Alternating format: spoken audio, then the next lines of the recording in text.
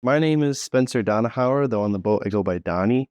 I'm a deckhand, so I basically just do what I'm told. I'm from New York originally, the Rochester area, a little village called Fairport.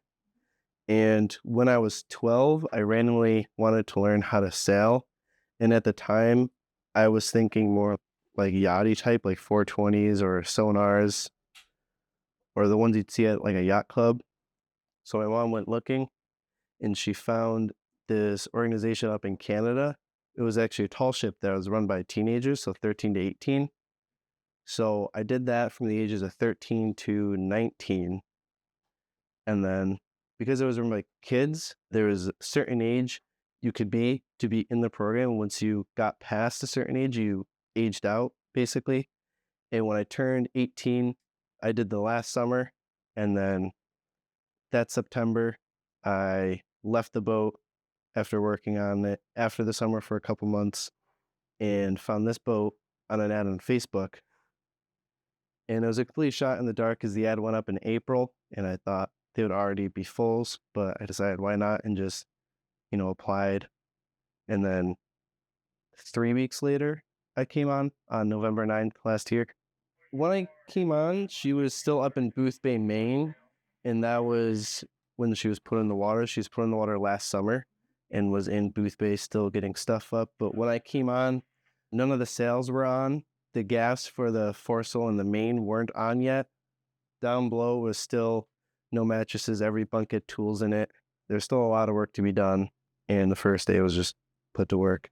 At first, we didn't really have many systems in place, and there were still so many crew changes. When we left, we had new mates. Half the crew was new, so we were still getting used to each other and like getting to know each other and getting to know the boat. Like there's a soul board right outside of Chuck's bunk that isn't level. I used to step on that a lot and wake him up, but now I'm used to it.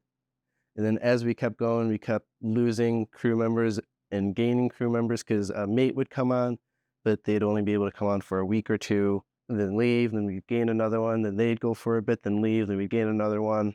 So there's a lot of crew changes. But other than that, we mainly motored because we didn't have the people to set sail and maintain the watches because we only had 2 or 3 people a watch, well, 3 or 4 people a watch. We only got rocky weather a couple times, a handful of times, a lot of rainstorms. It got really hectic in the Gulf coming from Galveston back to Pensacola. That's when now Trinidad had to back off and miss Pensacola Festival because it was too rough for her. I really like being the cook. I like how chaotic it is. That's like the main reason why many people don't like it. I also don't get seasick, well, that easily. The most I've ever gotten is like a little queasy. I also like going up aloft. That's why I like the square riggers a lot more because you have a lot more reasons to go up there. While on a schooner, you really don't, unless you're taking 3D scans or something breaks. But if something breaks, then it's probably an engineer going up and then not me. Do you have a favorite story from your time here on Ernestina? Or a favorite part of her history? It's cool, like hearing about how she brought immigrants over from Cape Verde and then being here where there's a big Cape Verdean population, like even driving when Sissy and I went out to dinner yesterday, driving back, we saw Cape Verdean flags on so many houses and having people come over and be like, oh yeah, my grandpa came over on this boat. I think that's really cool. Right now, she's still got a lot of work to be done. Like the Maritron system, we got to completely put in a new one. We're still working towards our COI, certification of inspection, to be able to bring passengers out on the water. So right now we have a dockside COI. That's why we were able to do the festivals down in the Gulf, but we can't bring passengers out under the water. So that's what we're working towards. Right now, everything we do is just working towards that.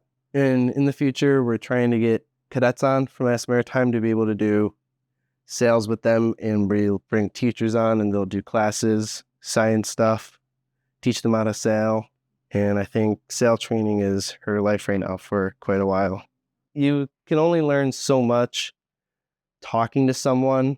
We had troubles teaching some of the crew members who didn't really know as much as others because we haven't done the maneuvers yet. Like we were trying to teach people what jibing and tacking look like, and we haven't done that much because we haven't really sailed at that point. So it was hard to teach them because we can tell them all we want and what it looks like, but if they don't see it, then they won't know.